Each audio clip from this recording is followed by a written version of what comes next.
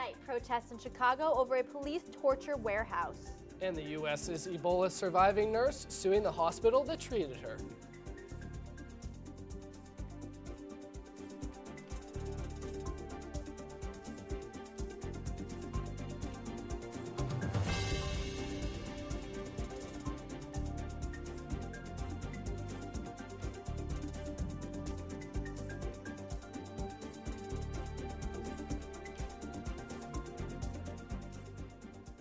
Good evening and welcome to EIV News at 6. I'm Mariah Terry. And I'm Sean Stackhouse. We begin with tonight's top stories. The execution of a Georgia woman has been postponed a second time. The 46-year-old mother of three was placed on death row for the 1997 murder of her husband. She would be the first woman to be executed in Georgia in 70 years, and the 16th woman to be executed in the USA. Since the Supreme Court ruled lethal injection legal in 1976. Her sentence has been postponed this time due to the deadly drugs looking cloudy. This news comes after an 80,000-person petition to reduce her sentence failed, and the Supreme Court ruled allowing the execution to continue. No new date has been set. Internet regulations will see major changes. Shutting down more than a year of debate, the Federal Communication Commission came to the decision after a vote on Thursday. The order will ensure that the web is treated like a service, which means that all traffic will be treated equally. The plan will protect the internet as well as connection between web networks. The controversial order is facing backlash from telecom giants and members of the committee. AT&T is threatening to pursue legal action against the ruling. A Bengali American blogger and engineer was murdered during his visit home to Dhaka, Bangladesh. Avijit Roy's blog harshly criticizes religion, especially Islam. After writing The Virus of Faith, he started to receive death threats. He was told if he returned to Dhaka, he would be killed. However, he went back for a book fair last Thursday, when he and his wife were attacked with knives, killing him and injuring her. The Islamist group Ansar Bangla 7 allegedly admitted to the murder on Twitter, but suspects have not been named. Chicago residents rallied over a possible abusive interrogation. Using Gitmo to Chicago as a slogan, activists demanded the facility be closed.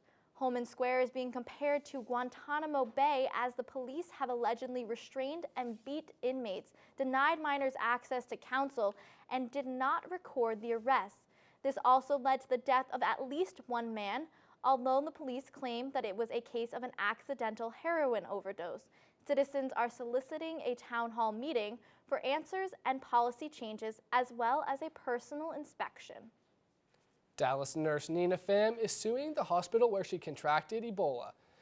She got the disease after treating the first person in the U.S. that was diagnosed. Pham filed a lawsuit Monday against the Texas Health Resources. Pham was working as a nurse when Thomas Eric Duncan was admitted with Ebola, becoming the first person to be diagnosed in the U.S. Duncan died shortly before Pham learned she had tested positive for the disease. Pham is seeking damages from the hospital, whom she says mishandled the situation and neglected its staff. Authorities in Brazil arrested a wanted cult leader. Victor Arden Bernard is wanted for 59 counts of criminal sexual conduct that took place while he was the leader of the River Road Fellowship in Minnesota. Bernard allegedly persuaded members of his church to let their daughters join a group he called the Maidens, where he would then sexually assault them. Arden would face up to 30 years in prison for each of the 59 counts he is charged with. He is currently in Brazil awaiting extradition to the United States. The U.S. is looking to deport 150 Bosnian immigrants. They want to deport immigrants suspected to be connected with war crimes committed during the Bosnian War. Many of the Bosnians that immigrated to the U.S. in the mid-90s failed to properly disclose their past military record. In addition, the U.S. failed to properly check the immigrants' background. The U.S. says they suspect many of the immigrants they've singled out have participated in the Srebrenica massacre and subsequent death of 80,000 Bosnian Muslims. Jeb Bush was booed at the Conservative Political Action Conference. As predicted, several dozen conservatives walked out in protest when he took the stage.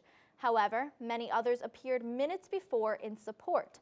Unlike many conservatives, he backs immigration reform and national education standards. Despite the disagreement of the party, Bush didn't stray from his core principles. He believes conservatives might at least be able to live with him.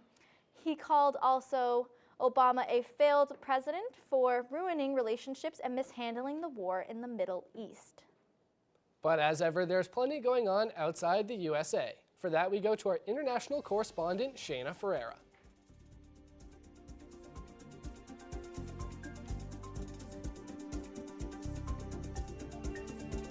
Thanks, Sean.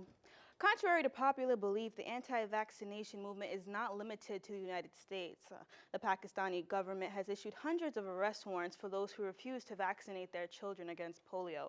Reports show that so far 10 people have been arrested, and the Deputy Police Commissioner for Peshawar says that there may be over 16,000 cases of parents that are unwilling to vaccinate their children. This is all in response to the polio outbreak that happened in Pakistan that reported over 300 cases of the disease, and the World Health Organization reports that Pakistan is one of the 3 countries where polio is still endemic, and the government is continuing its efforts to move their name off of this list. And in other news, Venezuelan President Nicolas Maduro reported that the government has captured an American pilot who claimed he was involved in espionage activities. The president declared that American citizens in the future will need to seek visas in order to enter the country. Now, President Maduro spoke at a rally in Caracas saying that the government will not allow some U.S. officials to enter the OPEC nation. The Venezuelan president has banned a number of U.S. citizens from entering the country, including former President and Vice President George W. Bush and Dick Cheney. And the Egyptian court has made a ruling declaring Hamas as a terrorist organization. The Islamist group encompasses the Gaza Strip and has had deep tensions with the Egyptian government since the 2013 ousting of the former Egyptian president Mohamed Morsi. The former president was a member of the Muslim Brotherhood, an Islamist political group that shares ties with Hamas. As a result, the government has denounced the Brotherhood as a terrorist organization. Since then, many Egyptian leaders have been criminally charged with supporting the terrorism. Hamas has denounced the court's decision. And tensions are present in Europe as well. Making headlines is a leading Russian opposition politician, Boris Nemtsov, who was shot and killed in Moscow. Officials report that an unidentified attacker was in a car and shot Nemtsov a total of 4 times in the back of his head as the former deputy prime minister was crossing a Kremlin bridge. All of this taking place just hours after appealing support in a march on Sunday against the war in Ukraine. So far, world leaders such as Russian President Vladimir Putin and U.S. President Barack Obama have condemned the murders and have called for an extensive investigation to bring the shooter to justice. That's this week's international news. I'm Shayna Ferreira, back at the desk. Now, Shayna, is there any word on what the possible motive for that shooting in Russia would be? So far, investigators have said that the murder could have been a provocation aimed at destabilizing the country, but again, that confirmation of that information will only be confirmed after an extensive amount of investigation as concluded by the Russian government in regard to this murder. Okay, well, thank you, Shayna. And coming up after the break, we have your sports update. In the happiest place in the world, on fire. We'll be right back. Welcome back to EIV News at 6. I'm Sean Stackhouse. And I'm Mariah Terry. We're now joined by our sports correspondent, Harris Rubenstein. Harris, what's going on this week?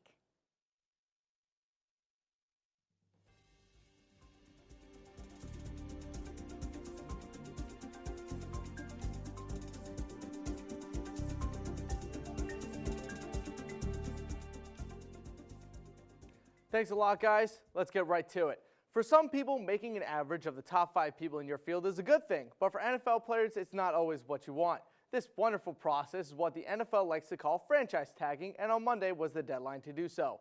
The list of names that were tagged this year include Kansas City linebacker Justin Houston, Broncos and Cowboys wide receivers Demaryius Thomas and Dez Bryant, and Giants defensive end Jason Pierre-Paul. For the Patriots, however, it was widely expected that they would tag All-Pro safety Devin McCourty, but instead they tagged their All-Pro kicker Stephen Gostkowski. If the Patriots have not signed McCourty to a new deal, he can start talking to other teams on March 10th. After the most active trade deadline in the history of the NBA, the NHL figured, let's give it a shot. 30 trades and 55 total players switched teams in the second largest NHL trade deadline in league history. Players such as Keith Yandle, Steve Winooski, and Eric Cole were all traded to contenders, and even the Bruins made a trade. They traded former first-round pick Jordan Caron to the Colorado Avalanche for Maxime Talbot. They also acquired former Tampa Bay Lightning winger Brett Conley for 2 second-round picks. Unfortunately, he broke his hand in practice and is out for 6 weeks. As incredible as professional athletes are, sometimes they can be taken down by forces they never would even had nightmares about. On Sunday, the Philadelphia Phillies played a scrimmage against the Division II University of Tampa Bay baseball team. Cole Ham was on the mound, all the usual starters in the field. There's only one problem. They lost. Yes, ladies and gentlemen, a Division II NCAA baseball team has taken down the former World Series champion Philadelphia Phillies. It is still unclear how the team is going to recover, but one thing is for sure, a World Series is most likely not in the Phillies' future. That's all I have for you guys this week. Back to the desk. Thanks, Harris. Now, it was announced that Kiko Alonso was traded for LaShawn McCoy earlier this week. What are your thoughts on that trade? Well, it turns out that Rex Ryan, the new head coach of the Bills, wanted to get rid of Kiko Alonso. That was one of the first things on his plate to do. Now he gets a running back for it. I still think it's a better trade for the Eagles. It's going to be a fun offseason. Well, thanks for the updates, Harris. Now we are in March. The weather has been anything but reassuring. We now go to our weather correspondent, Emily Tully, to clear things up.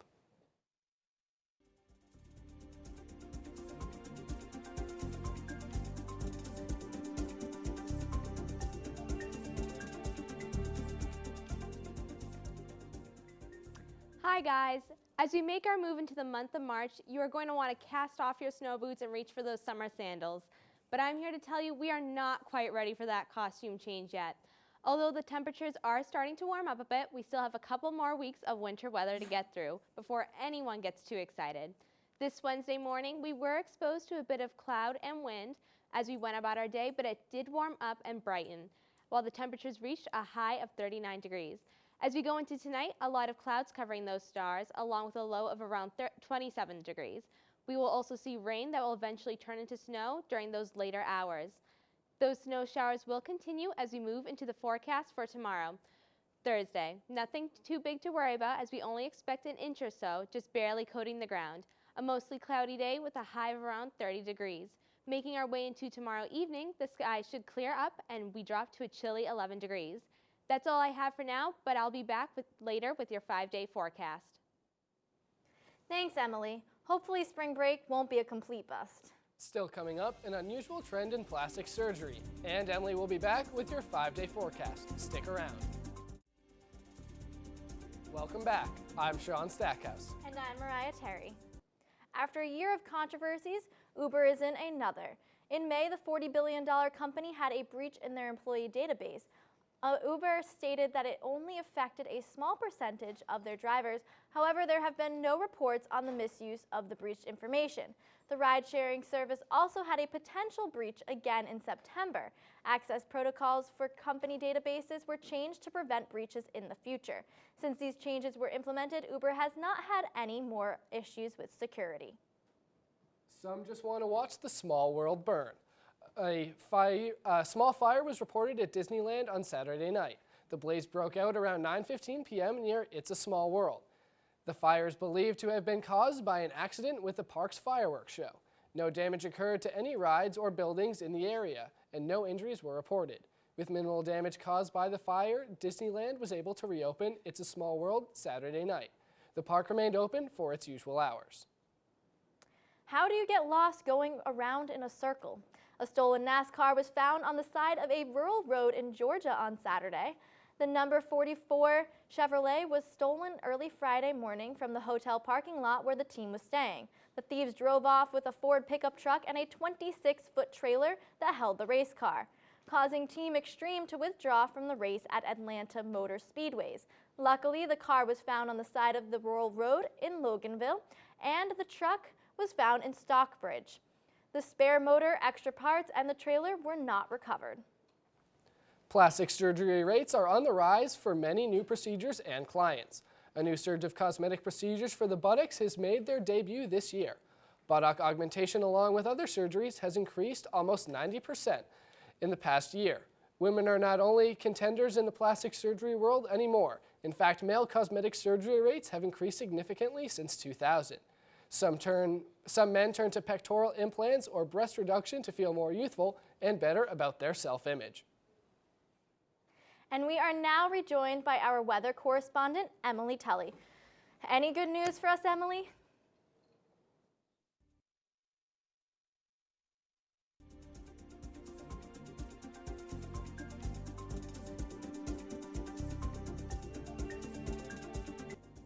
Thank you, Mariah. Heading out on your spring break this weekend? Well, if you plan on staying close to Boston, we have a snow-free guarantee start to your vacation. Some good old sun and fun in store as we take a peek at our 5-day forecast. On Friday, we have a sunny sky to enjoy throughout our morning and afternoon. During the night, clouds will be rolling in, temperatures reaching a high of 26 degrees and a low of 17. During our weekend, we start to warm up a little bit. Saturday sees a high of 37 degrees with mostly sunny skies to accompany those temperatures. During the night, we fall to a low of 27. Sunday remains pretty much the same as the day before with a high of 39 and a low of 25. Unfortunately, on Monday, our dry weather spell ends. Throughout the morning, we will see periods of rain, then a partly cloudy afternoon to look forward to. Temperatures getting up towards 38 degrees, then dropping down to about 28 degrees as night falls. It may not quite be the spring break sunshine we're all wishing for, but be sure to enjoy your week off from school and studying nevertheless. I'm Emily Tully. Thanks, Emily. That's all we have time for this week. For our EIV News at 6, I'm Sean Stackhouse. And I'm Mariah Terry. We'll see you next week.